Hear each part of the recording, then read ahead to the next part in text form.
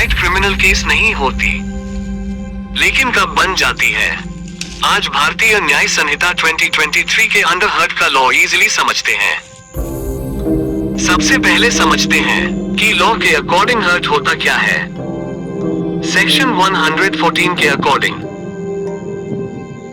अगर कोई पर्सन किसी दूसरे पर्सन को बॉडीली पेन, डिजीज या इन्फर्मिटी कॉज करता है तो उसे हर्ट कहा जाता है।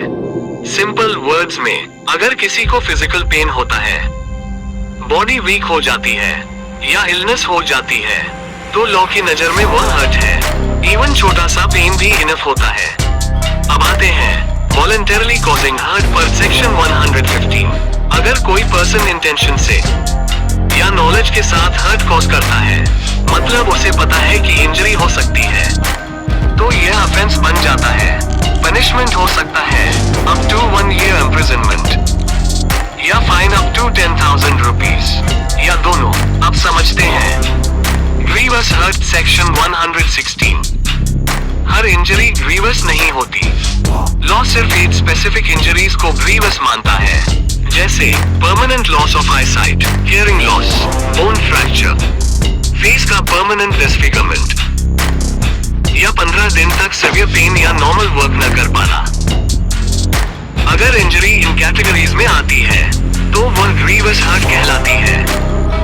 सेक्शन 117 के अकॉर्डिंग, अगर कोई person intentionally grievous hurt cause करता है तो punishment up to 7 years imprisonment और फाइन हो सकता है।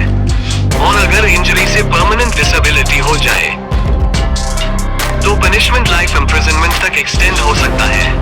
अब बात करते हैं डेंजरस वेपन्स की सेक्शन 118।